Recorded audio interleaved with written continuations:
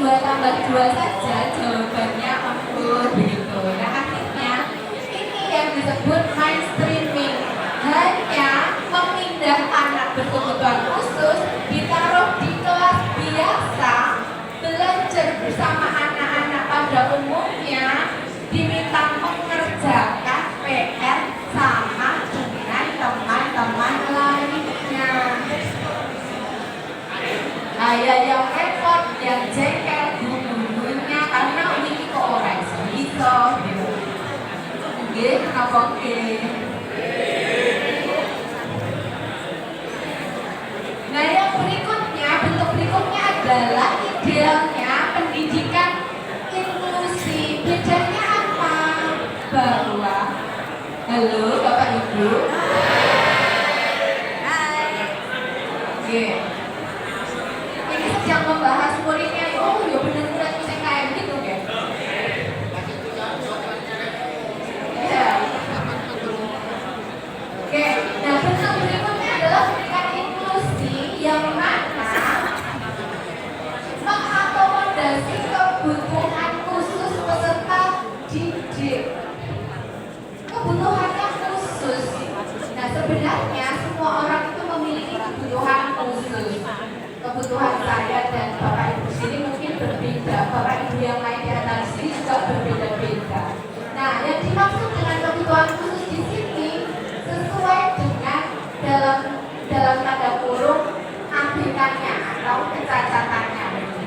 Kalau anak ini slow learner, lambat dalam belajar, dongnya suwe gitu deh, daya dongnya rendah gitu. Nah sehingga kebutuhan belajarnya harusnya diakomodasi dalam setting kelas inklusi. Caranya seperti apa? Ya materinya dibuat sederhana untuk anak ini, soalnya jangan panjang-panjang gitu.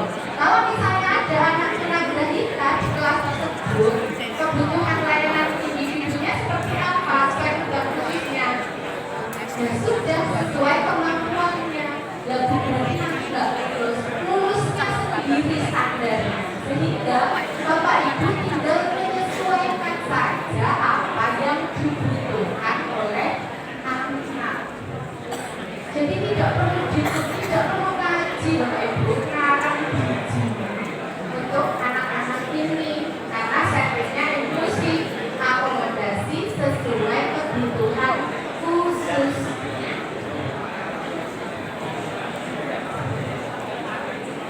Nah, dari bentuk-bentuk haji lalu kita bertanya, apa toh pendidikan inklusi?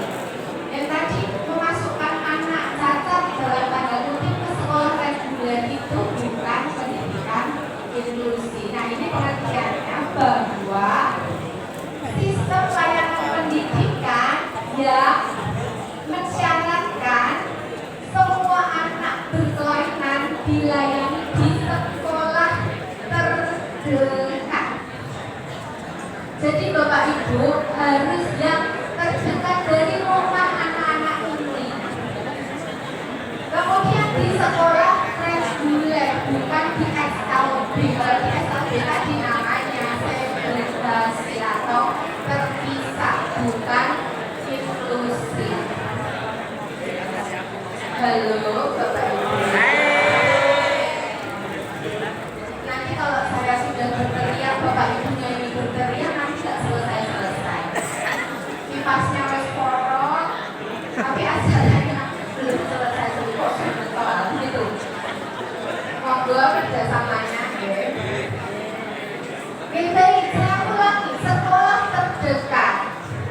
Intinya adalah letak geografis bangsa Indonesia ini sudah memungkinkan bahwa penyelenggaraan pendidikan inklusi ini sebuah keharusan.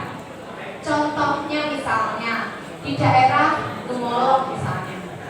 Di Gemolong itu SLB terdekat ada di Masaran, kan jauh banget Gemolong dan Masaran. Padahal anak ini letaknya ada di Gemolong, dia tidak punya kaki misalnya, kemudian mau sekolah ke SLB terdekat di Masaran, endah adoy gitu. Nah harusnya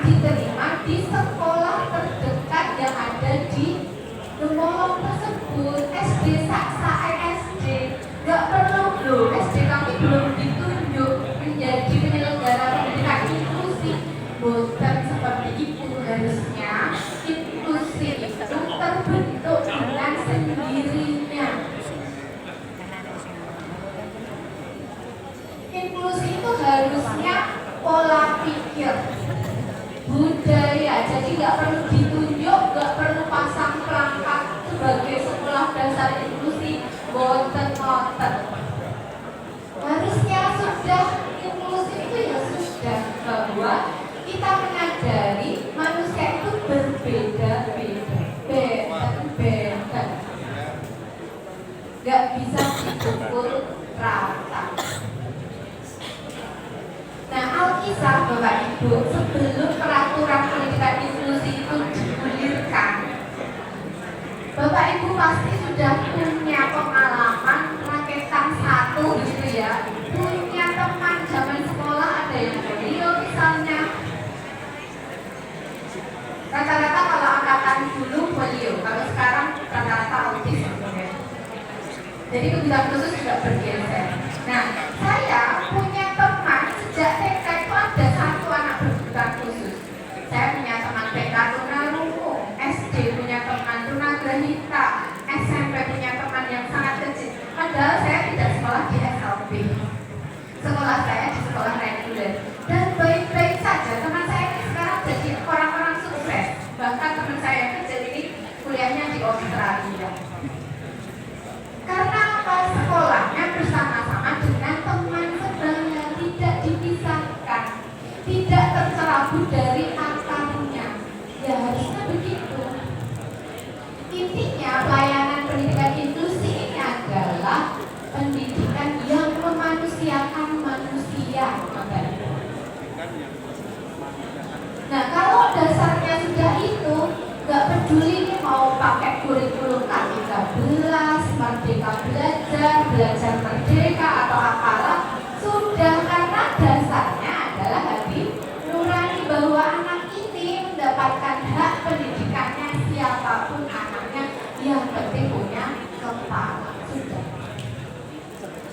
Itu landasannya. Kalau landasannya itu semua halangan rintangan sudah tersingkirkan, nggak perlu memikirkan hal-hal yang teknis, nanti rapornya piye, nanti prestasi sekolah jeblok dan sebagainya. Tidak sampai ke sana, landasannya dulu. Nah, sesuai dengan aturan negara PP nomor sekian tadi bahwa siapa yang termasuk di dalam layanan pendidikan inklusi adalah bahwa pendidikan ini mengakomodasi semua anak yang mengalami hambatan ini semua, baik hambatan fisik, hambatan intelektual, hambatan sosial, hambatan emosi, hambatan bahasa, anak berbakat, anak jalanan, dan sebagainya. Contoh anak dengan hambatan bahasa, misalnya bapak saya tugas di Maluku misalnya, kemudian dimutasi ke mana ya, Tanor misalnya. Nah, di Tanor kan guru